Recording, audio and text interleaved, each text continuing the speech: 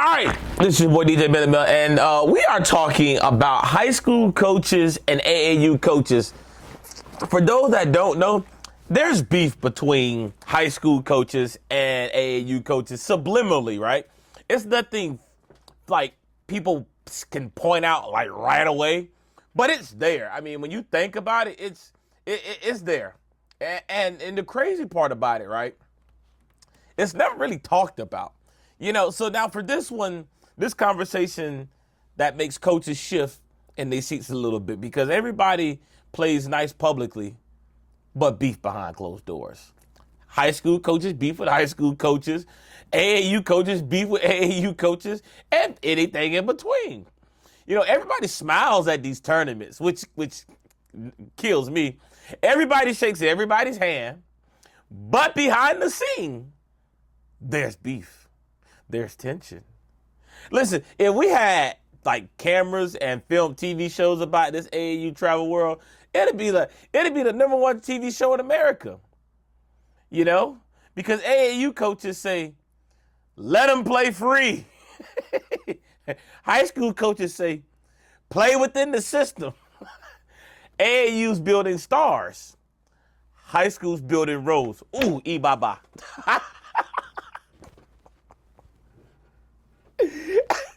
Hey, I'm going to piss somebody off today. I feel it. Because it's something that's never talked about. But, hey, this the cage. I said what I said, okay? And I stand on business, right? AAU pushes, should I say, exposure, right? High school programs push structure. And the player stuck in the middle is like, who am I supposed to listen to? Philosophy start to crash or clash. So now developing styles clash as well. And sometimes players pay the price. So tonight, let's go ahead and kick the door open. Now, let's talk about some different agendas, right? Exposure versus structure. Now, I have been that guy, right? But here's the problem. When every dad in America is allowed to open up a travel basketball program and coach, he probably knows as much basketball knowledge as the kid that's playing for him.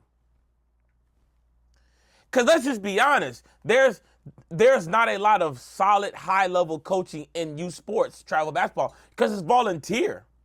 And there's so many programs where now everybody can have a team. But doesn't mean that everybody knows how to coach basketball. So in travel ball, it's more so, it's free play, pick and roll. We just going to press everybody until we win the game. And I'm going to run the score up so he looked good having 30 points this game.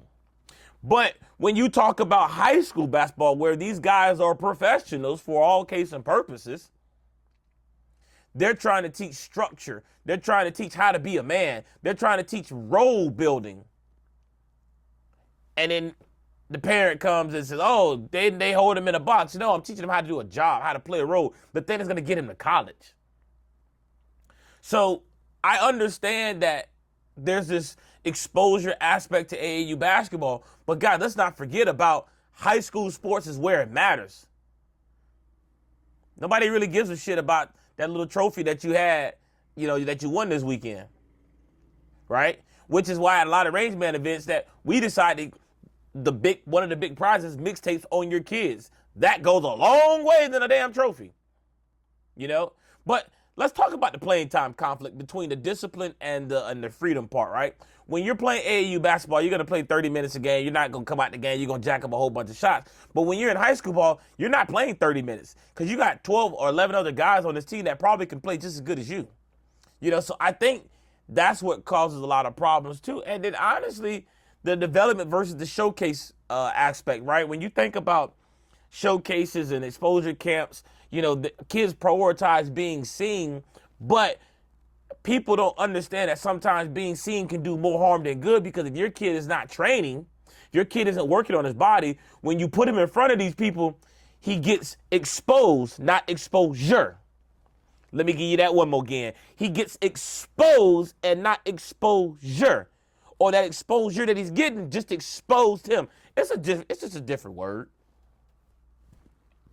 Right? But then here's another key thing that kind of adds the more little fuel to the fire is that it's the behind the scenes politics that just throws me, right? And I have never really been one to politic. You know, I've always just tried to be a straight shooter. Like if I didn't like you, you knew I didn't like you. And we would have these conversations publicly, face to face, man to man.